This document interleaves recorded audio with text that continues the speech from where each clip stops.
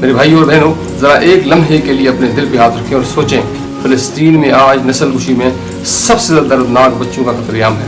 جو باقی بچ گئے ہیں وہ بھوک سے تڑپ رہے ہیں، مائیں اپنے جگر کے ٹکڑوں کی لاشوں پہ چیخ رہی ہیں، اور ہم کیا کر رہے ہیں؟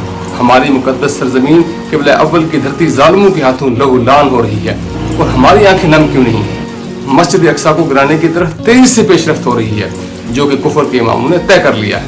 ہمیں معلوم ہے کہ اللہ کے نبی صلی اللہ علیہ وسلم نے پیشن گوئیاں کی ہیں کہ کفر کیسے مسلمانوں کو مٹانے کے در پہ ہو جائے گا۔ وجہ کیا ہوگی؟ مسلمان دنیا طلبی اور موت کے خوف سے جہاد کو ترک کر دیں گے۔ اور دوسری طرف اسرائیل کے عزائم کیا ہیں؟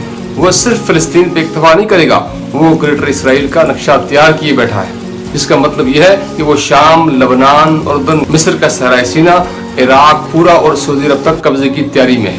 اور ادھر عالم اسلام نے مزاحمت چھوڑ دی ہے اور فلسطینیوں کی نسل کشی شروع ہے، جو کہ اصل مزاحم کار ہیں۔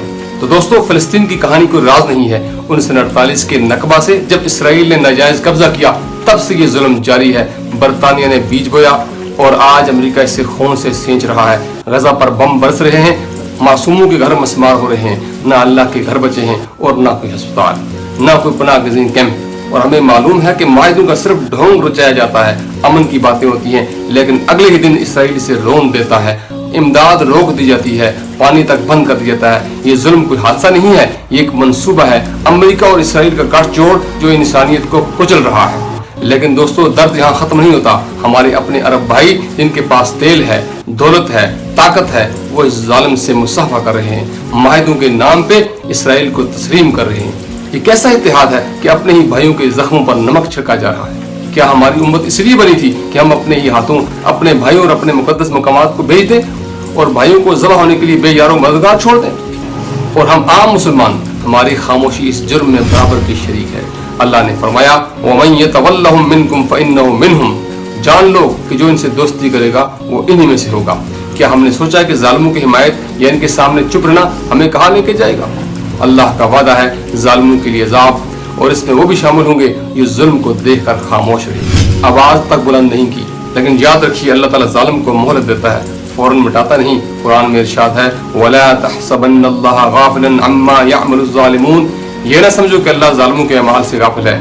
اسرائیل اور اس کے پشتیبانوں پر عذاب آئے گا، اللہ کی پکڑ آئے گی، اس میں شریک ہیں وہ بھی اس سے نہیں بچیں گے۔ مگر سوال یہ ہے کہ ہم کیا کر رہے ہیں؟ کہیں ہماری خاموشی تو اس جرم میں شامل نہیں ہے؟ تو بھائیو دوستو، اپنے اپنے حکمرانوں کو للکارو، ان کو پکارو۔ ہم اپنے حکمرانوں سے پوچھتے ہیں، تمہارے تخت کب تک چمکے گی، جبکہ تمہاری ہی رعایا کے خون سے زمین سرخ ہو رہی ہے۔ اے مسلمانوں، اپنی غیرت کو جگاؤ، اپنے ایمان کو زندہ کرو۔ فلسطین ہم سب کا ہے۔ آج اگر ہم نہ بولے، نہ اٹھے، تو کل اللہ کے سامنے حاضر ہونا ہے۔ کیسے کریں گے اس کا سامنا؟ کیا جواب دیں گے ہم؟ کیا جواب ہوگا ہمارا؟ ہمارے پاس کیا عذر ہوگا؟